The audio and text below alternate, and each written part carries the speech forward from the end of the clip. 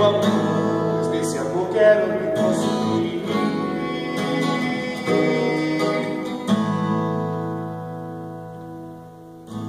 Subo ao altar de Deus, que é a alegria da minha juventude. Subo silenciosamente, com coração alegre, cheio de temor, pois sei onde o Senhor me levará. Onde estaria eu se não fosse o teu amor, Senhor? Como seria feliz se não fizesse o que manda o meu Senhor?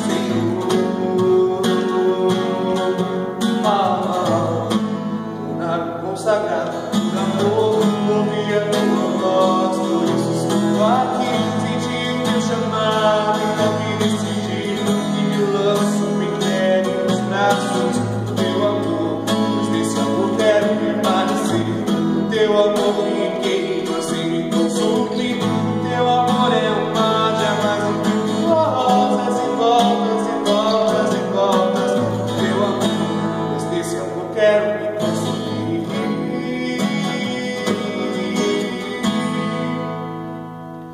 Faz-me sentir o teu amor, faz-me sentir a tua presença.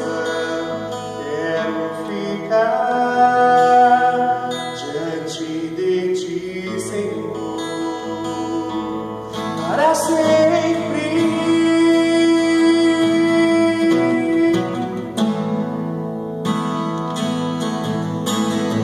Ouvi a tua voz, por isso estou aqui, senti o teu chamado, então me decidi e me lanço bem fé nos braços do teu amor, pois desse amor quero permanecer. O teu amor me queima sem me consumir, o teu amor é um mar de águas impetuosas e voltas e voltas e voltas. O teu amor, pois desse amor quero permanecer.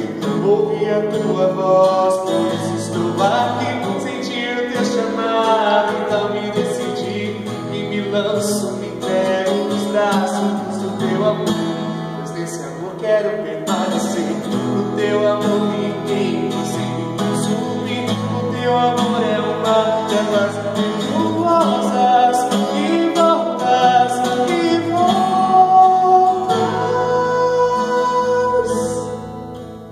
Faz-me sentir o teu amor, faz-me sentir a tua presença.